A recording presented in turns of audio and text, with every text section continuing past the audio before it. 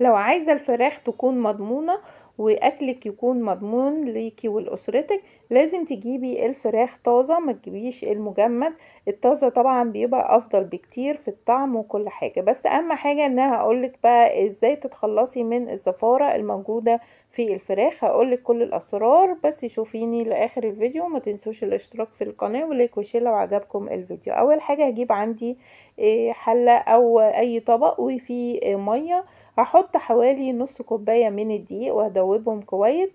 هبتدي اغسل الفراخ بيه كويس جدا، والدقيق بيتخلص بجد من جزء كبير من الزفارة الموجودة في الفراخ. بعد كده هشطف الفراخ بمية نظيفة، وهجهز مية تاني واحط فيها حوالي 3 ليمونات بقطعهم شرايح ومعلقة كبيرة من الملح، وببتدي اغسل فيها الفراخ. وممكن نسيبهم حوالي ساعة او نص ساعة.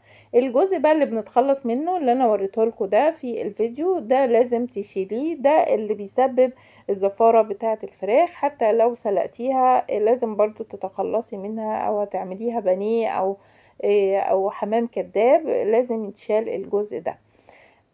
بعد كده ممكن نسيبها بقى حوالي ساعة او ساعتين في المية، وبعد كده بنشطفها. وببتدي بقى اقطع عندي الفراخ. لو انا مثلا ممكن نقطعها بقى لو احنا هنعمل مثلا البانيه. ببتدي اشيل الصدور لوحدها والاوراق لوحدها. عملنا قبل كده البانيه والستريبس في القناة، وكل ده كنت بجيبه طازة، مش بجيب اي حاجة تكون من مجمدة او حاجة، لان الطعم الطازة مختلف خالص عن الاكل المجمد او الفراخ المجمدة، او حتى الستريبس الجاهز بلاش، لانه طبعا بيعملوه بزيوت مهدرجة، ممكن يديله نص قلية بزيوت مهدرجة. احنا هنا بنعمل كل حاجة طازة في البيت بتطلع تحفة. هبتدي اقطع بقى الصدر زي ما انتوا شايفين، قطعت الاوراق وشلتها برضو في اكياس. ممكن الصدر لوحده، قلنا الصدر ممكن نقطعه شرايح طولية نعملها ستريبس، او شرايح رفيعة للبانيه. ببتدي اقطع كده. وممكن كمان لو حابة اشيل الفرخة زي ما هي، ممكن نشيل الفراخ كده كاملة زي ما هي لو هنعملها مشوية. ببتدي اقطع الصدور ونخليها بالشكل ده، سهلة خالص وبسيطة لو حتى انتي مش بتعرفي تخلي الفراخ. لو اتفرجي على الفيديو ده كويس وهتعرفي تخليها بكل سهولة خالص. وطبعا بنشيل برضو الجزء بتاع الكتف والجناح مش بيترمى.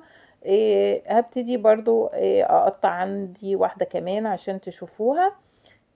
ده الصدر سهل خالص وبسيط. لو انت هتعملي فراخ مشوية ممكن نشيل الفرخة زي ما هي بالجلد بتاعها. لو هتسلقيها من غير الجلد ممكن برضو تشيل الجلد وتسلقيها من غير الجلد بتاعها.